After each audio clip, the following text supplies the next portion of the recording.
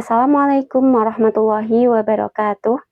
Saya Nadia Amalia Susanti, guru mata pelajaran Pendidikan Agama Islam dan Budi Pekerti di SD Muhammadiyah Program Khusus Tumang Jepoko, sekaligus sebagai mahasiswa PPG Daljab tahun 2025 LPTK UIN Salatiga dengan nomor induk 27030254177. Hari ini saya akan mengajar di kelas 4 Siti Walidah atau kelas 4 Putri dengan materi menyambut usia balik. Selamat menyaksikan. Wassalamualaikum warahmatullahi wabarakatuh.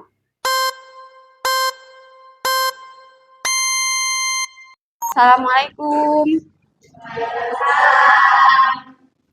Bagaimana kabarnya? Baik. Oke, baik. Sebelum kita memulai pelajaran kita hari ini, mari kita berdoa dulu. Ketua kelasnya siapa? Ya, Mbak Safa, silakan pimpin doa. Marilah kita akhiri pelajaran hari ini, Jumat tanggal 10 Oktober 2025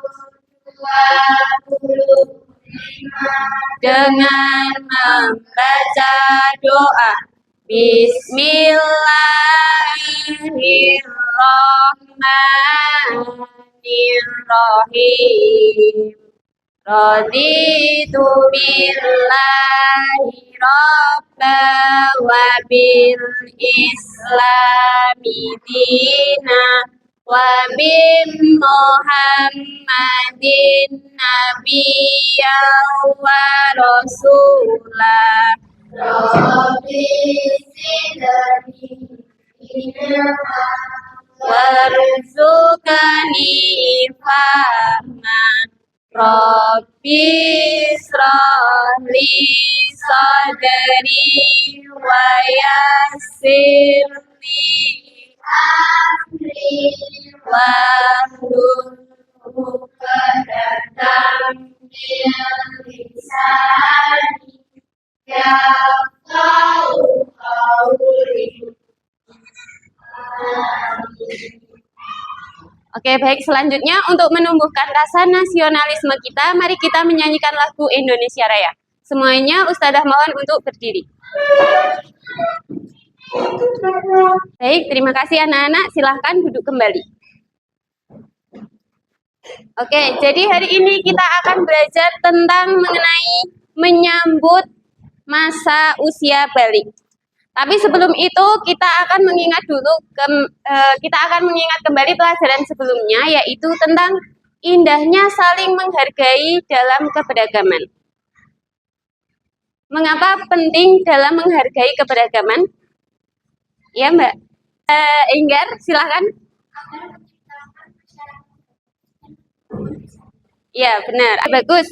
Jadi itulah pentingnya kita dalam menjaga keharmonisan dalam keberagaman. Oke, baik anak-anak. Jadi materi kita hari ini adalah menyambut usia balik. Kenapa menyambut? Ada yang tahu artinya menyambut? Menyambut adalah kita mempersiapkan sesuatu yang akan kita hadapi.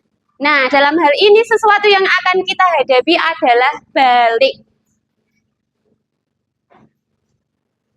Nah, dari pelajaran ini, harapan Ustadzah, kalian nanti dapat menyebutkan tanda-tanda usia balik, dapat mengetahui tanda-tanda usia balik, baik bagi laki-laki maupun perempuan, baik menurut ilmu biologi maupun menurut fikih. Sehingga nanti ketika kalian sudah memasuki usia balik, kalian akan bisa mengidentifikasi. Gitu ya. Jadi Ustadzah harap nanti setelah belajar ini kalian bisa mengetahui, memahami tanda-tanda usia balik. Nah, coba perhatikan gambar. Oh, belum ini. Oke, karena terjadi kendala teknis, jadi mohon maaf video pembelajarannya seperti ini aja ya. Bisa kelihatan jelas? Yang belakang bisa? Oke, jadi coba perhatikan gambar ini. Ada mulai dari balita, anak-anak, pra-remaja, kemudian remaja, dewasa, kemudian menjadi tua. Nah, kira-kira kalian ada di fase yang mana? Pra-remaja. Oke, kalian pernah nggak berpikir,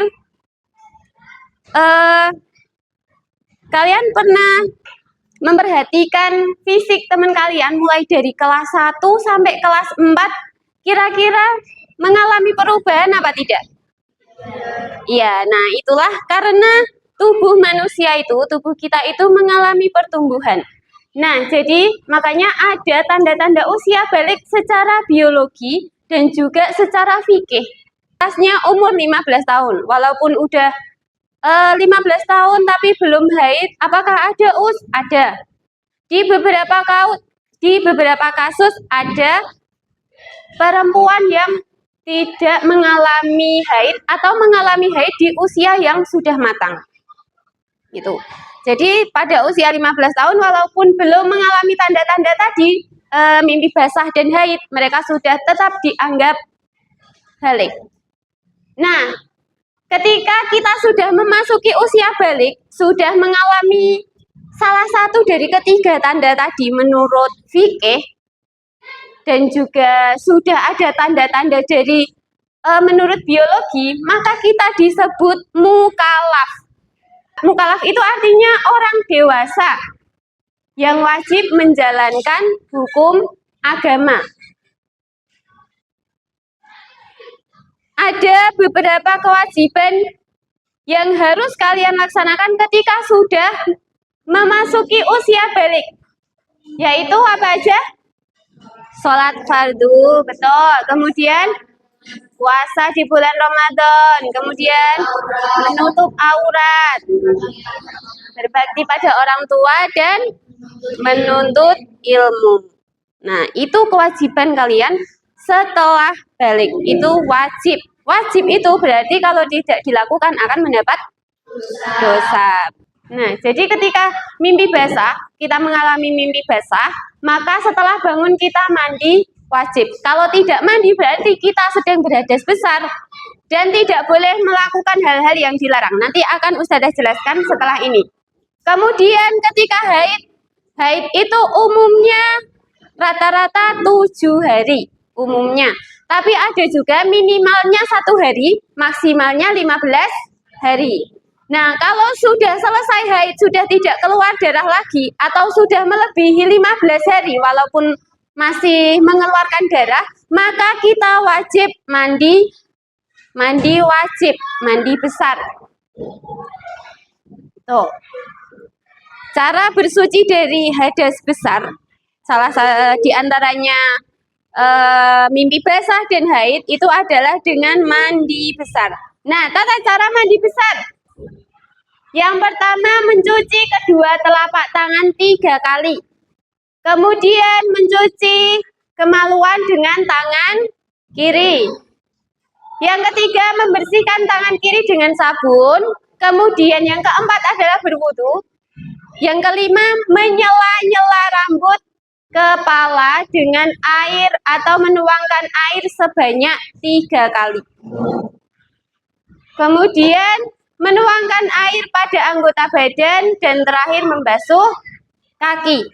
Ketika mandi wajib itu seluruh tubuh kita dari ujung kepala sampai ujung kaki itu semuanya harus basah, harus terkena air secara merata.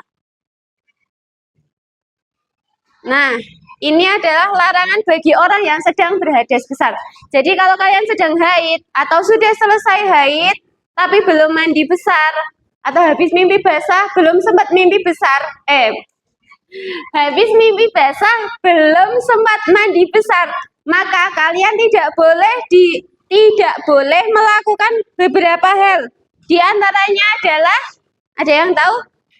Sholat, kemudian apa lagi? Membaca Al-Quran, puasa, ada lagi? iktikaf di dalam masjid, berdiam diri. Oke, baik. Jadi itu saja materi pengantar dari Ustadzah. Nah, sekarang Ustadzah akan membagi kalian menjadi 4 kelompok ya. Ustadzah akan membagi kalian menjadi 4 kelompok. Ustadzah akan memberi tugas nanti.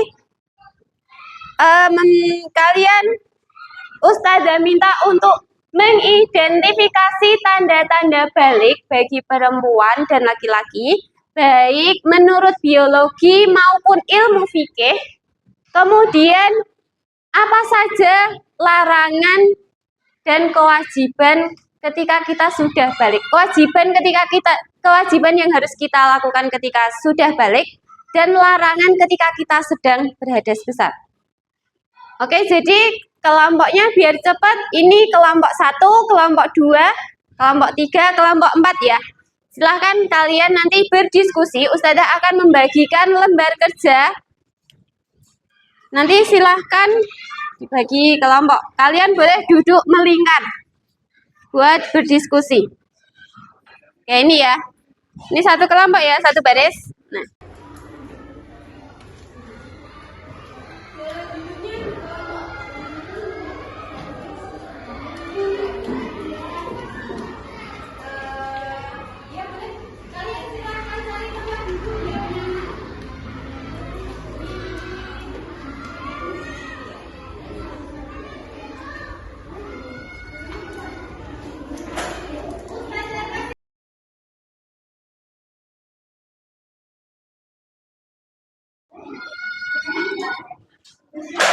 Ustadzah kasih waktu 10-15 menit cukup?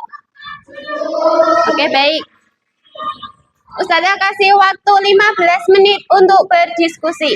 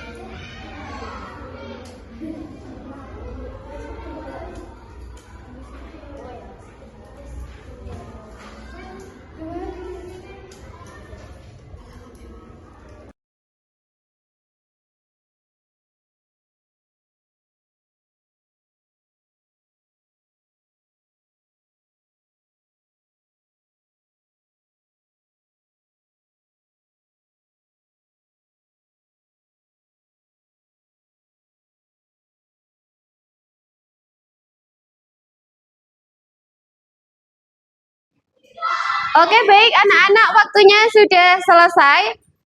Apakah sudah selesai diskusinya? Oke, silakan kembali ke tempat duduk masing-masing. Silakan rapikan tugasnya dan kembali ke tempat duduk masing-masing. Kita akan melanjutkan presentasi hasil diskusi kalian.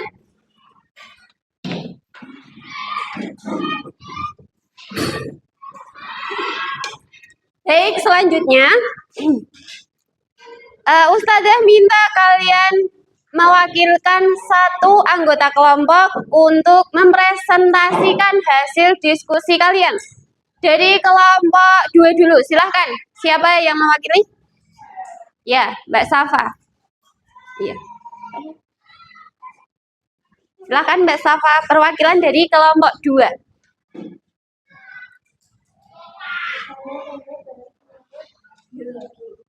Tanda balik pada laki-laki. 1. Tumbuh jabur. 2. Suara menjadi besar. 3. Nafsu makan meningkat. 4. Tumbuh rambut pada bagian kaki. Langit tanda-tanda Sudah? Oke, terima kasih. Tepuk tangan buat kelompok 2. Oke, kelompok terakhir. Kelompok 4, silahkan. Siapa perwakilannya? Oke, Mbak Delisa silahkan.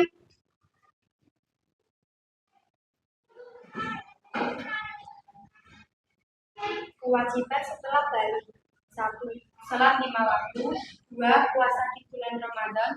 3. Menutup aurat. 4. Menuntut ilmu. 5. Berbakti kepada orang tua. Larangan saat sedang berhadas besar. 1. Sholat. 2. Sujud tilawah. 3. Sujud syukur. 4. Membaca dan menyentuh Al-Quran.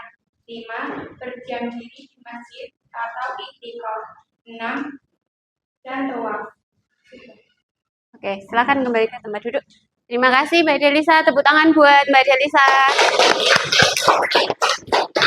Baik, itulah anak-anak pelajaran kita hari ini tentang balik. Masih ada yang bingung tentang tanda-tanda balik? Oke, jadi Ustazah ulangi lagi, apa aja tanda-tanda balik menurut biologi bagi laki-laki? Tumbuh jakun, suara menjadi besar, nafsu makan meningkat, ya tumbuh rambut pada bagian tertentu. Kemudian bagi perempuan apa?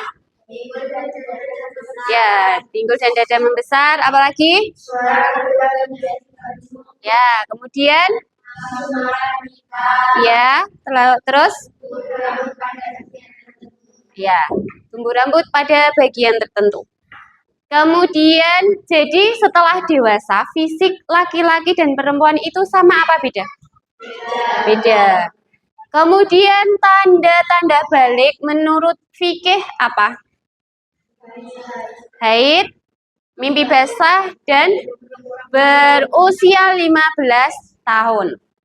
Oke, ketika jadi apakah seseorang itu umur itu bisa menjadi patokan apakah seseorang itu sudah haid, sudah balik apa belum?